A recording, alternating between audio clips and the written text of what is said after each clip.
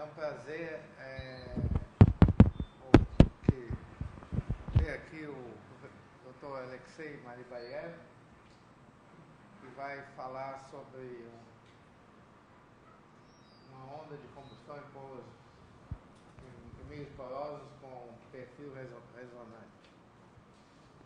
Espero que ele fale melhor do que eu falei nesse agora. Obrigado, Dan. I will speak English, I think, right? Well, good morning. This is a joint work with Dan Marquezine and Hans Bruning. And I will be talking about combustion wave in porous medium, and especially I will try to focus on the mathematical side of this wave, which is a property which we call resonance. So just a little bit about the motivation. In generally, we know that we need to extract petroleum because we need an energy source, and the ways how to extract petroleum, they're classified vaguely into the three groups. There is a primary recovery, secondary, and enhanced oil recovery. Primary is simply when you make in simple words, you just make a hole in the earth and then oil is coming out because of the inner pressure, gas expansion, and so on. But then the process stops in the best cases when you recover like 5 to 15%. And to recover more, you need to inject something from another side. So you make another hole and inject something. Usually water, you can inject gas, whatever, even carbon dioxide is what Hans likes especially. And since you inject it from another side, it displaces oil and oil is recovered. So you can get, in average, about 30% more. And if you add these two values, you see that more than half is still inside. So still it is inside. We need to recover it with some more sophisticated methods. The most popular method is a steam injection. So you inject steam from steam, which essentially heat up the porous medium, so it decreases viscosity, and the oil is coming out. There are plenty other types of methods. So they use chemistry and so on, and still the outcome is quite low.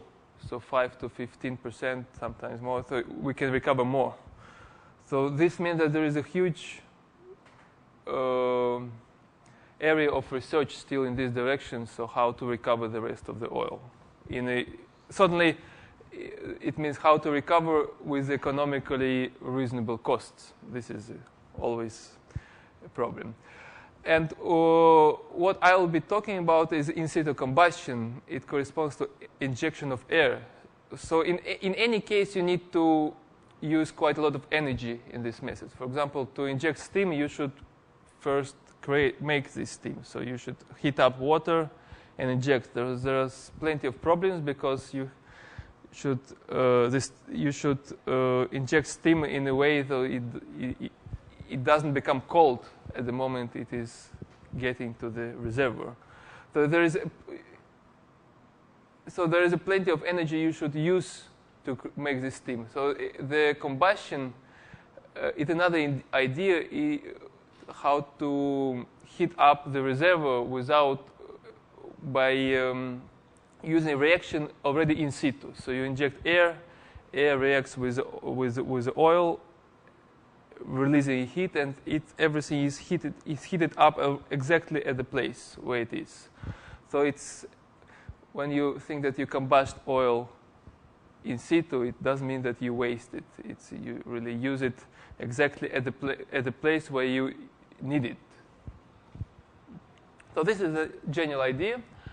The in-situ combustion, there are different aspects of this oil combustion process, and generally there are two very different aspects, which is high temperature oxidation and lower temperature oxidation. And they correspond also to quite different physical process. So the high temperature oxidation, it occurs when the temperatures become high, which is by the name, so it's usually coming up to 500-600 Celsius. And what happens is more or less shown here. So you inject air from one side, the combustion wave is created, and what combustion wave is doing is that it cracks oil in the front of it. Cracks meaning the breaking heavy molecular in the small ones.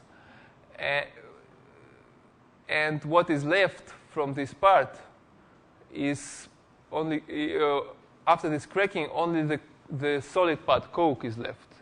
So the wave it propagates, cracks oil in front, and the coke, which is a solid part, is left. And the oxygen, when oxygen comes, it reacts exactly with the coke. So it doesn't react with the oil. It reacts only with the solid rest of that oil. And this reaction which gives the energy for all this process which occurs in front. So this is the reaction is between oil and oxygen and coke, but coke is created by the fact that all the heat transported in front breaks this oil. So this quite complicated process physically, but on the other hand, mathematically it's rather well understood, and the reason for that is that the coke does not move. So when you study combustion process, you have only one phase which is moving, essentially, the gas. All the rest is solid and is fixed. So you don't have really multi-phase flow. So you only have multiple reactions, but the phase is just a gas. So this makes quite big simplification to the analysis. So that's why the theory is more or less understood. Another process is a lower temperature oxidation, which occurs at quite low temperatures. So when the oxygen comes into the contact with oil, really with the oil, the temperature, it also reacts. And these reactions are quite sufficiently fast to occur at rather lower temperatures. So 150 to 400 degrees, this reaction are active. So this is a reaction between liquid oil and air. So this is different types of reaction with different types of reactions, models and so on. So we will be interested in this second part, which is more complicated mathematically, and the problem is exactly in the fact that we will have a two-phase flow, because there is a gas and there is oil, and oil is a liquid, so it moves. So we have two different phases moving together and reacting with each other. And our focus will be also on liquids with relatively low viscosity, so mobility is quite high, which means that relating to this oil industry, it's the question of injecting air into the reservoir with light oil. Light means very low viscosity and kind of nice oil. Usually engineers complain in this moment because the light oil is quite well recovered by the first two methods, because it's light, easy to recover, but there is always, you can always show these numbers. So it's easy to recover, but you recover the half of it. So still there is a question even for the light oil, there is a question how to recover it. So we want to inject air into the reservoir with light oil and see what happens. And since, as Hans already several times said, that we can do useless things and don't worry about it because engineers do the same thing, so we didn't worry much. So we just wanted to know what happens. So this is a. So the question, the problem is formulated in the following form. So we inject air into the reservoir with light oil, with liquid, which reacts with this gas, and we want to see the structure of the combustion wave in its propagation. Clearly, the first problem to treat should be one-dimensional, so we will consider just planar wave. So in one dimension, and or you can think of a tube with a porous medium which was filled by the fuel or by the oil on one side, and air is injected from another side. And we will see what happens in the middle. This is the model is shown here. So these are five balance laws.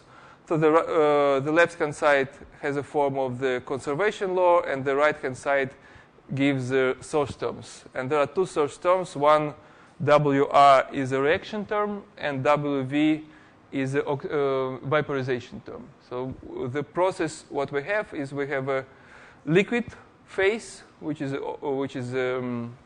oil. We have gas phase, and the oil can vaporize, can condense. So this is liquid, can vaporize, condense with a certain rate, and also the oxygen in the air can react with the fuel. So there is a WR, the reaction rate.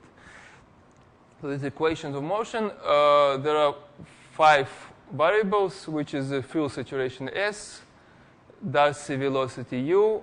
There is a oxygen molar fraction Y, fuel fraction X in the gas, and temperature. And 5 corresponding equations for the conservation or for the balance of liquid, gas, oxygen, total gas, and also the oil vapor, oil vapor, and also the heat equation.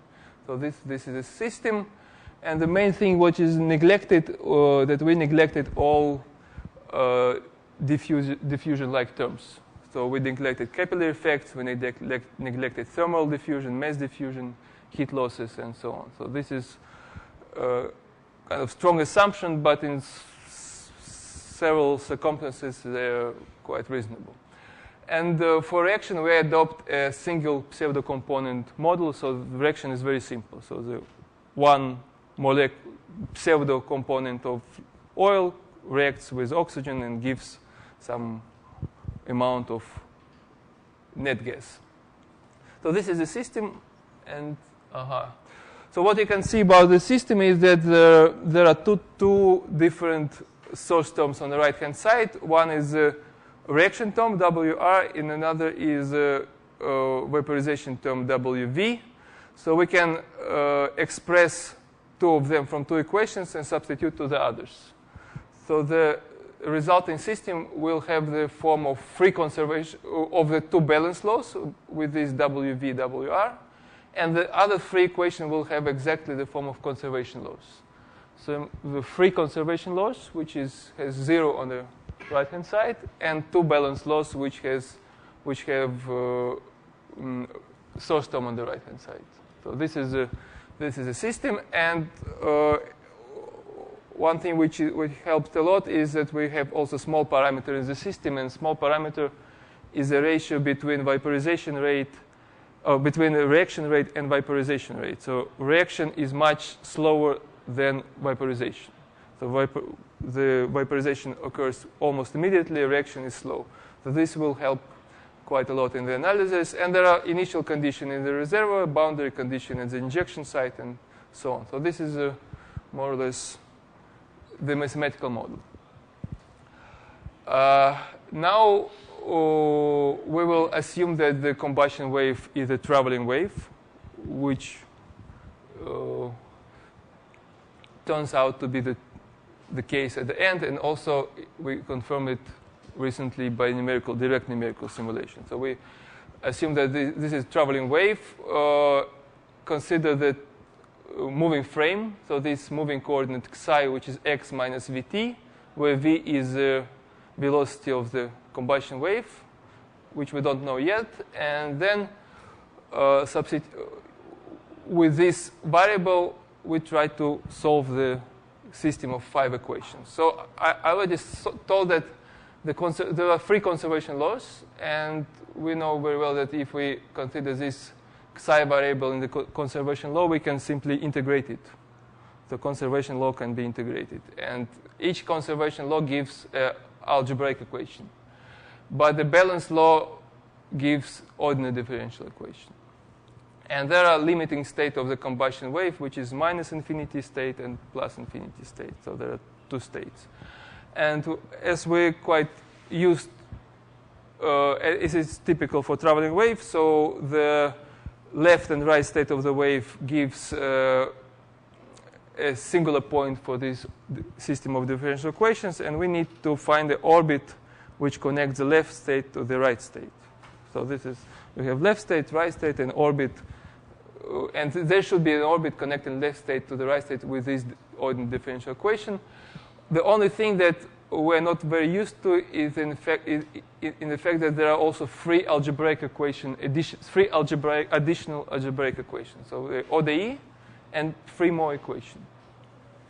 So what happens in the phase space? So we have 3 equations. We have 3 equations for the 2 components. This is psi x, psi y are the fluxes of gaseous oil and oxygen, but you can think about just about the concentrations of gaseous oil and oxygen. And for these 2 variables, we have ordinary differential equations. So on this plane, there is ordinary differential equations. But the right-hand side also includes 3 other variables, which in fact we have to express from these 3 equations and substitute in the right-hand side. If we can do that, then we have just two ODEs on a plane, and we connect one singularity to another singularity. But the problem is that the 2 equations, they're easy to solve, but the equation for the saturation is not. So if we put the saturation at the top, this equation will determine a folded surface. So our ODE is in fact not given on a plane, but given on a folded surface. And this is the main difference. So we have a minus state, we have plus state, and we have to find an orbit which connects minus state to the plus state along the ODE orbit. But the orbits, they lie on a folded surface, not on a plane, on a folded surface. And the fact that there is a fold, the fold corresponds to a singular point of this vector field. If you just look at the projection, so if you project it below, so this right figure is a projection below, you will see that if you follow, what is important is that the minus state and the plus state are on the different sides of this surface. So we have to find an orbit that somehow goes from below of the surface and come to the upper part. So this is the main trouble. And if you follow the orbits, you will see that orbits, typical orbit from above, they come to the fold and end, because another orbit that goes from below also ends on the fold. So in a typical orbit, you cannot cross the fold. And the only way to cross the fold is to cross it through the singular point. If you look at the projection, this singular point is in fact the case when this curve is tangent to the fold. So you come with one curve, which is tangent, and go with another, and can escape from it with another curve, which is tangent from another side. So you need a singularity here in order to pass from below to the upper part. Without singularity, you cannot do it. So for this specific system, we succeeded to do the analysis. And how to do the analysis is first to consider the case of when the small parameter tends to 0. Small parameter 0 means immediate vaporization. And immediate vaporization corresponds to these vertical curves.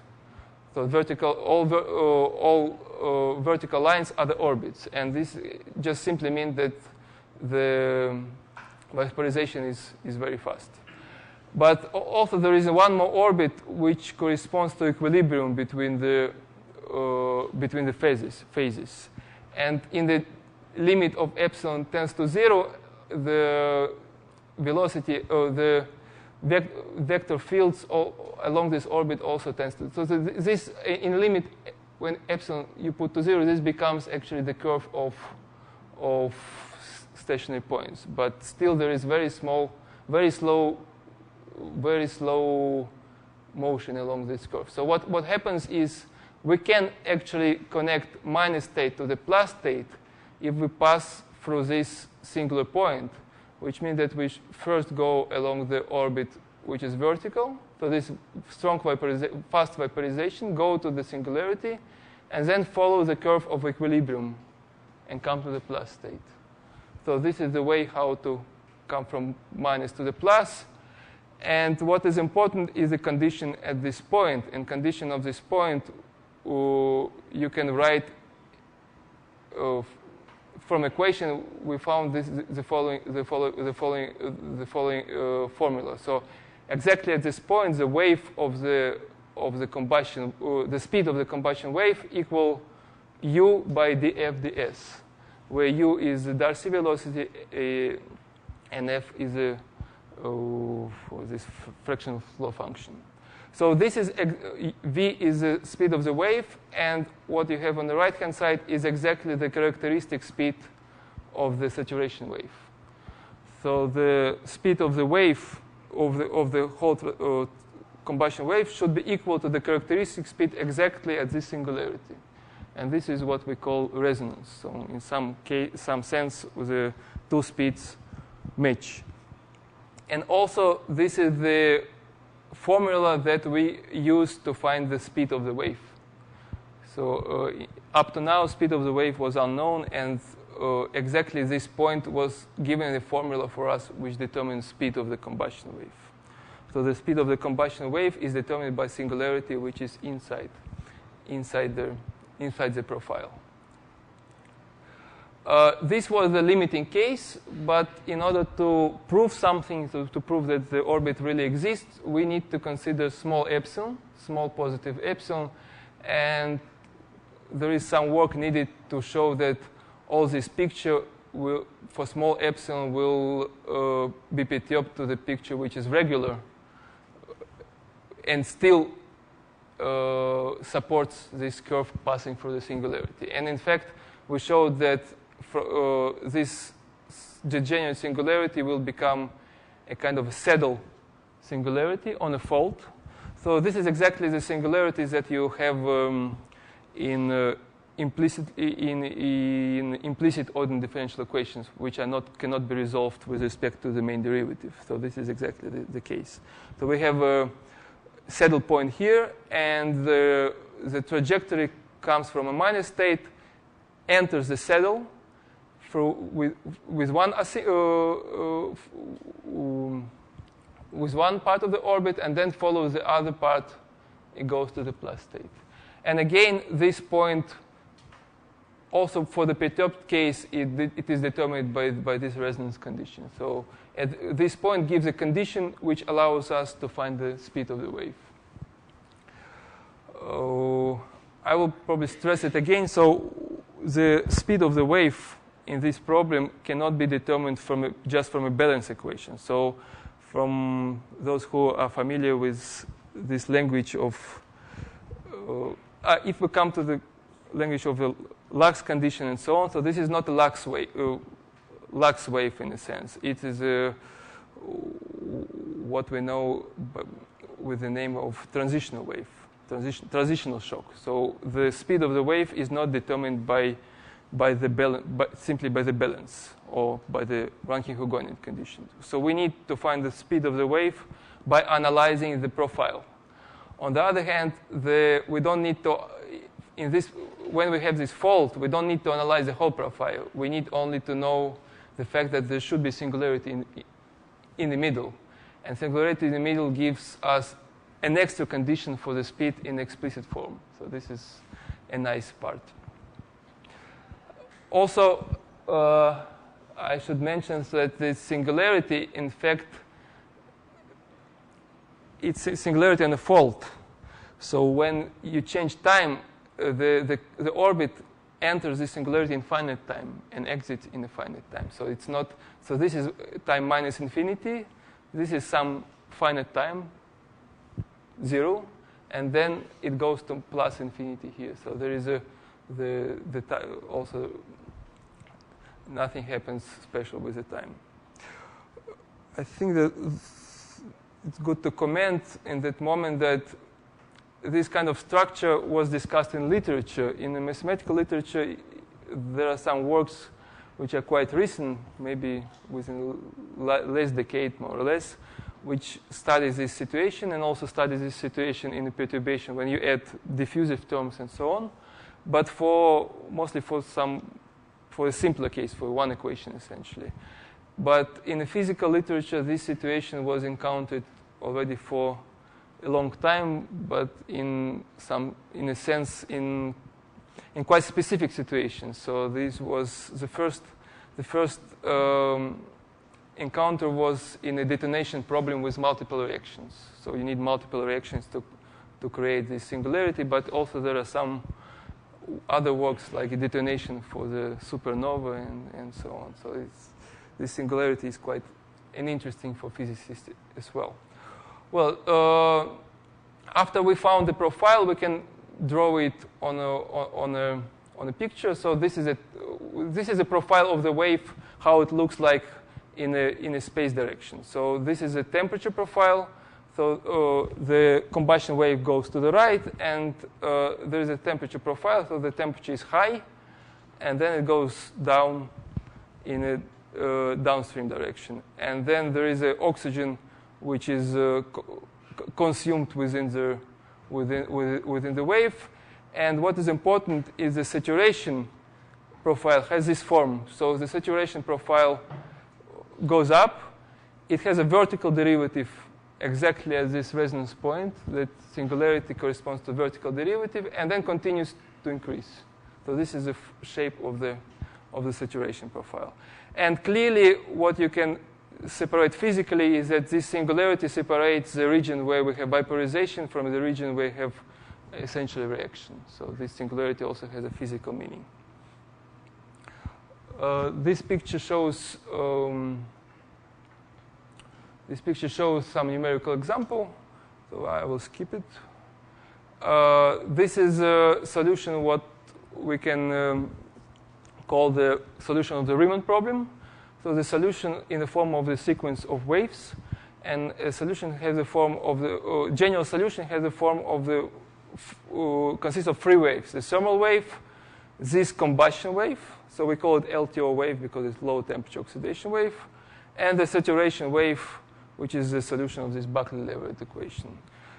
What is important is that this combustion wave has a constant value of the saturation in front. So essentially, it acts as if it was a piston, which just cleans up the reservoir because there is no oil left behind it. So it works as a piston which really cleans the reservoir and leaves no oil behind. And the value of S0, this value of the saturation in front of the wave, it's explicitly determined by the structure of the wave. It's for real numbers. It's about 0.5, 0.6 to 0.7. So quite large value, and it does not depend on the initial condition. This is a picture which engineers like more. So this dependence of the air injection to the oil recovered. So when you inject air, the curve shows how much oil you recovered. So the blue curve is when you inject gas which does not react. So if you neglect reaction. So what happens is you start to inject gas, and the reaction recovery is very nice, but very fast it becomes always horizontal. So more or less at this point you will stop recovery, because injecting gas without recovering any oil is not practical. Yeah? So this is at that moment you stop recovery. But when you have a combustion wave, what happens is starting from some point, it continues linearly. And this is the effect of this combustion wave. So the combustion wave just cleans up the rest of the reservoir, and if the pressures are quite high, which is typical for reservoir for petroleum, you can have quite a attractive recovery curve. So this is the process can be practical. Well, so I came to the conclusion. So what we have? So we considered traveling combustion wave in low temperature oxidation model, and the main novelty is that the oil is considered as a liquid, which is mobile. So we have a combustion wave in a two-phase flow. And this is essentially different from the high temperature combustion, where the combustion is with the solid ingredient. Then we showed that also solution is qualitatively different in this case, because the solution is determined by the resonance point associated to the saddle singularity in a vector field, and this vector field lives on the folded surface. So there is a quite new mathematics in that case. And also we find the wave sequence solution, which shows that really this kind of resonant wave should appear in a general solution. And there are further developments. Of course, there are many further developments that are possible, especially taking into account capillary effects, thermal diffusion, and so on. So there is plenty of work in the future. Yeah. So.